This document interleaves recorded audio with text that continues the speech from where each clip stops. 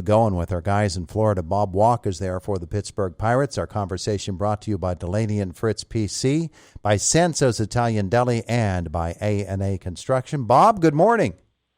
Good morning. How's everything going? It's going well. It's going well here back in PA. You just got down there from PA, though, didn't you? Yeah, I've been here for a total of a day. I got a good ball game. We got a W yesterday, but I'm still in my Pittsburgh weather type thing. I mean, everybody was thinking what a great, wonderful day it was yesterday. It was 80 degrees. I was burning up. I couldn't believe how hot it was. I'm like, wow, this is not good. But yeah, it's definitely a hot summer down here, or a hot spring. Yeah. Well, I guess this is the way it's supposed to be, though. The action's been kind of hot for the Pirates as well. We're waiting for the bats to really get going, but they seem to be coming alive a little bit. But the arms are what I think are really exciting to me, just looking at all the young arms that the Pirates have. Have you ever seen a team that had so many young guys that can throw the ball so darn well?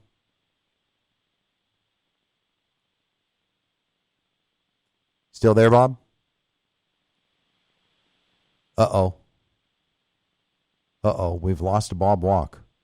Bob, I was asking you about pitchers and whether or not you've ever seen the Pirates have so many young arms that can throw the ball so well at this point of a season. To be honest with you, this is really a great group. I can't come off, and tell you, well, we had this guy or that guy. But I will caution this, that, looking good and throwing the ball well is one thing. You have to kind of turn it around a little bit and, make sure that, all these guys know how to pitch and, know how they're going to be throwing enough strikes. I mean, we've walked so many guys in the last couple of years. And so, we need to, for instance, I think Keller's a perfect instance. I mean, we had to wait a couple of years for him to kind of turn the corner. He did last year, and that's probably one of the biggest things that I'm going to be looking for this season is did he, he has to kind of back it up now. What he did last year, that second half of the season, can he be that guy for the whole year this year? If he does, then we got a really good ace. But that's the story, I think, with all your young guys that come up to have the good arms that, really kind of, you watch him throw in the bullpen and you kind of raise an eyebrow and you think, wow, this guy's really got some great stuff. But that's, only half the story. They got to go out there and do something with it. So we'll have to be watching that. Ronzi, for instance, I think he's like kind of the next guy on that list to go out there for a whole, say 4 of the 6 months and really pitch extremely well, and maybe only have one dip in the season, because nobody goes out there and just rips through the whole year. But he's probably the next guy on that list that needs to prove that he's going to be a quality big league pitcher, because he certainly has the ability to do that. We've seen little bits and pieces of that, and of course minor leagues he was outstanding. Yeah. We got. I agree with you 100%. The young arms are fantastic. I think that, especially with young guys, getting them into a real good rhythm so that they're not overthinking things, which is going to be a must because of the rule changes. You can't, walk around out there and scare yourself into not throwing strikes. You get into that rhythm, you're throwing, and you just. Just the nature of working quickly gets you aggressive, and so I think that's a plus for the younger team. Yeah. I was just wondering how you viewed the pitch clock and that rhythm that pitchers seem to be able to fall into, and whether that's a better thing than the guys who hesitate. They're picking up the rosin bag, they're walking around back of the mound between every pitch and all of that. I would assume that as a pitcher, you appreciate something that allows a pitcher to find his rhythm quickly. Yeah, I say that there are some guys that have actually figured out a way to work really slow. I don't know if it frustrates the hitters or what, and have extremely successful. Rick Sutcliffe, when I was playing, I don't know if you probably, I'm sure, remember that name. Oh, yeah. He was a real good pitcher for the Dodgers and the Cubs. But, man, he worked slow as could be. But that was his style, and it worked for him. But for the majority of pitchers, you gotta have a rhythm. You got to get out there, and you got to work fairly fast. I mean, we had that through the Ray Miller years. He used to always give everybody T-shirts wear underneath their uniform.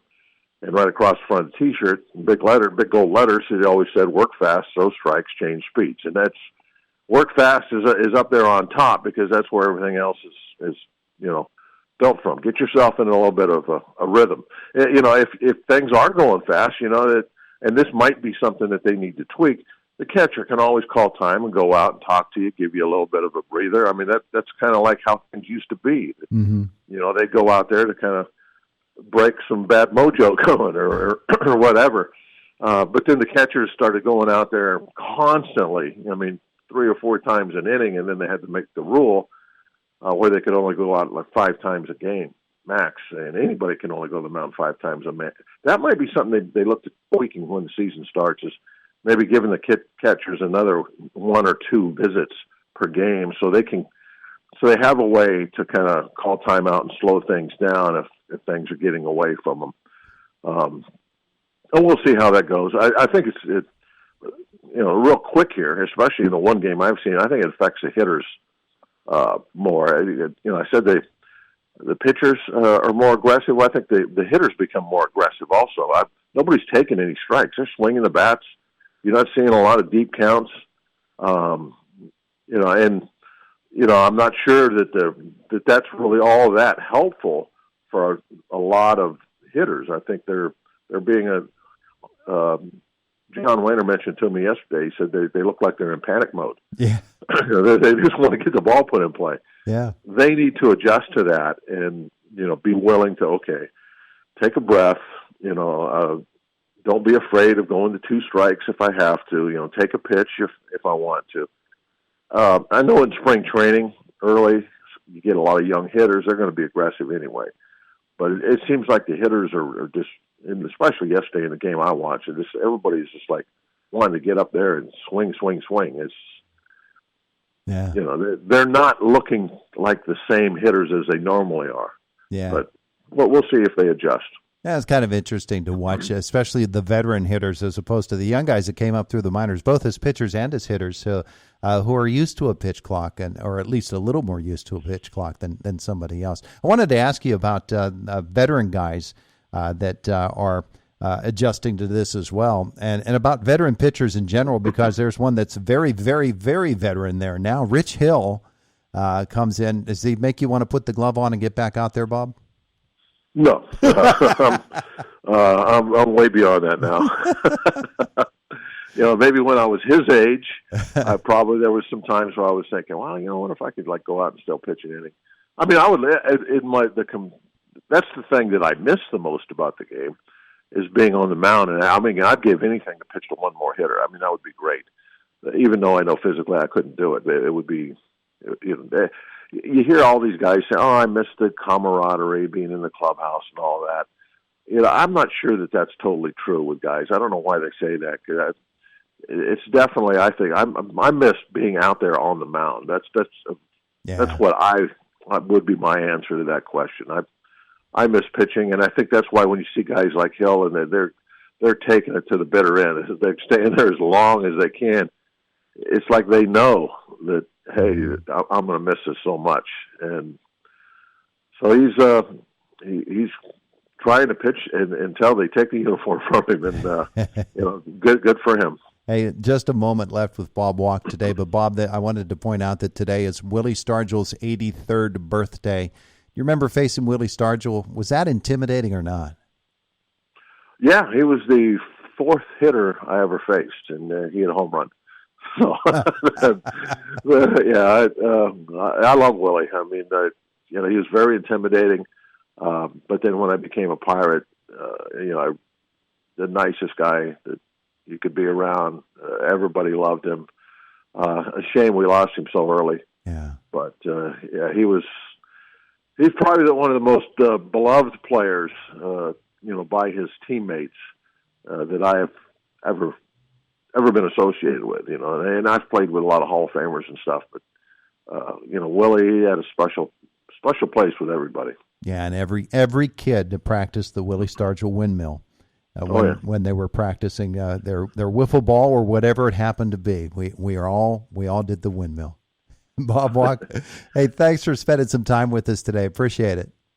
No problem. I always enjoy it, and I'll talk to you again on Wednesday. There you go. There's Bob Walk of the Pittsburgh Pirates as the Buccos get set to play the Yankees tonight in exhibition baseball. It's an evening game for the Bucks.